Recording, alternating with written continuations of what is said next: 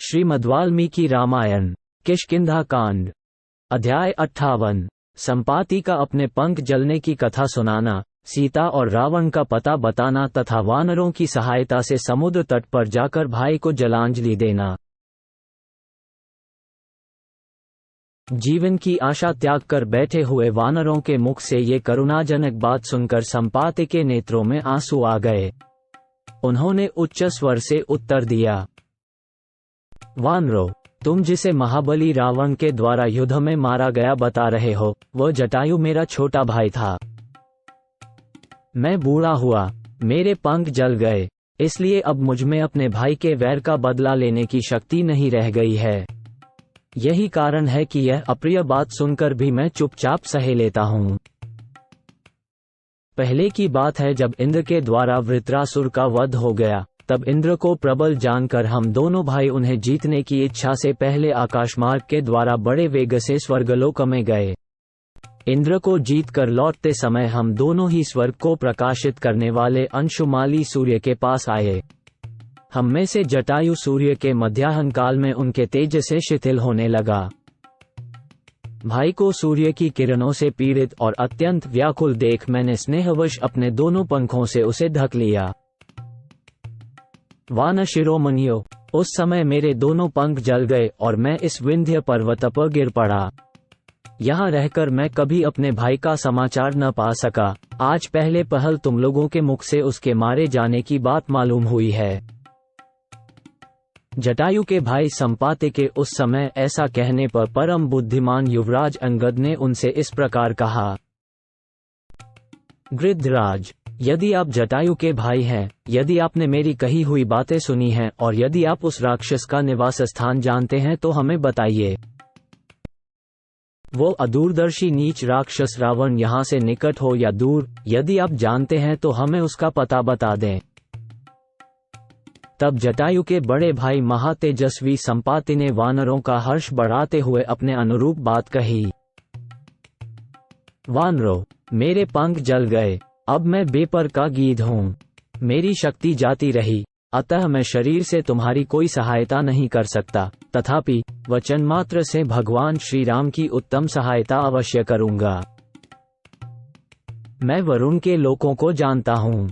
वामनावतार के समय भगवान विष्णु ने जहाँ जहाँ अपने 3 पग रखे थे, उन स्थानों का भी मुझे ज्ञान है। अमृत मंथन तथा देवासुर संग्राम भी मेरी देखी और जानी हुई घटनाएं हैं। यद्यपि वृद्धावस्था ने मेरा तेज हर लिया है और मेरी प्राण शक्ति शिथिल हो गई है, तथापि श्री रामचंद्र जी का ये कार्य मुझे सबसे पहले करना है। एक दिन मैंने भी देखा, दुरात्मा रावण सब प्रकार के गहनों से सजी हुई एक रूपवती युवती को हर कर लिए जा रहा था। वो मानिनी देवी, हा राम, हा लक्ष्मण की रट लगाती हुई अपने गहने फेंकती और अपने शरीर के अवयवों को कंपित करती हुई छटपटा रही थी। उसका सुंदर रेशमी पीताम्बर उद्याचल के शिखर पर फैली हुई सूर्य की प्रभा के समान सुशोभित होता था। वो उस काले राक्षस के समीप बादलों में चमकती हुई बिजली के समान प्रकाशित हो रही थी। श्री राम का नाम लेने से मैं समझता हूँ वो सीता ही थी। अब मैं उस राक्षस के घर का पता बताता हूँ, सुनो। रावण नामक राक्षस महर्षि विश्रवा का पुत्र और साक्षात कुबेर का भाई है। वह लंका नाम वाली नगरी में निवास करता है। यहाँ से पूरे 400 कोस के अंतर पर समुद्र में एक द्वीप है, जहाँ विश्वकर्मा ने अत्यंत रमणीय लंकोपुरी का निर्माण किया है। उसके विचित्र दरवाजे और बड़े बड़े महल सुवर्ण के बने हुए हैं। उनके भीतर सोने के चबूतरे या वेदियां हैं।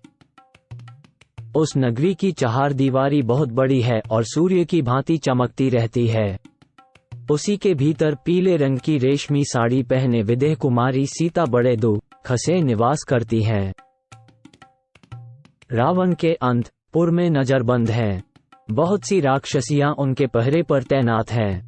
वहां पहुंचने पर तुम लोग राजा जनक की कन्या मैथिली सीता को देख सकोगे। लंका चारों ओर से समुद्र के द्वारा सुरक्षित है। पूरे 100 योजन समुद्र को पार करके उसके दक्षिण तट पर पहुंचने पर तुम लोग रावण को देख सकोगे। अतः वानरों, समुद्र को पार करने में ही तुरंत शीघ्रतापूर्वक अपने पराक्रम का परिचय दो। निश्चय ही मैं ज्ञान दृष्टि से देखता हूँ, तुम लोग सीता का दर्शन करके लौट आओगे। आकाश का पहला मार्ग गौरैयों तथा अन्न खाने वाले कबूतर आदि पक्षियों का है। उससे ऊपर का दूसरा मार्ग कौओं तथा वृक्षों के फल खाकर रहने वाले दूसरे पक्षियों का है। उससे भी ऊंचा जो आकाश का तीसरा मार्ग है, उससे चील, क्रौंच और कुर्र आदि पक्षी जाते हैं। बाज चौथे और गीद पांचवें मार्ग से उड़ते हैं। रूप, बल और पराक्रम से संपन्न तथा यौवन से सुशोभित होने वाले हंसों का छठा मार्ग है। उनसे भी ऊंची उड़ान गरुड़ की है। वान शिरोमणियों, हम सबका जन्म गरुड़ से ही हुआ है, परंतु पूर्व जन्म में हमसे कोई निंदित कर्म बन गया था, जिससे इस समय हमें मांसाहारी होना पड़ा है। तुम लोगों की सहायता करके मुझे रावण से अपने भाई के वैर का बदला लेना है। मैं यहीं से रावण और जानकी को देखता हूँ।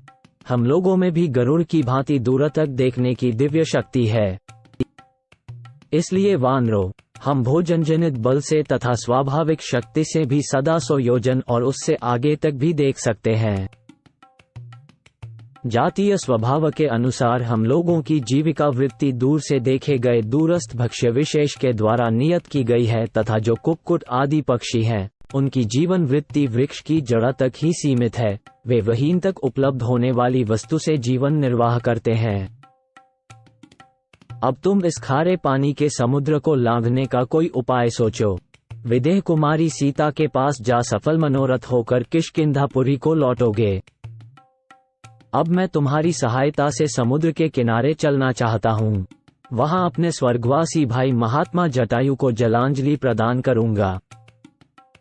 ये सुनकर महापराक्रमी वानरों ने जले पंख वाले पक्षीराज संपाति को उठाकर समुद्र के किनारे पहुंचा दिया और जलांजलि देने के पश्चात वे पुनः उनको वहां से उठाकर उनके रहने के स्थान पर ले आए।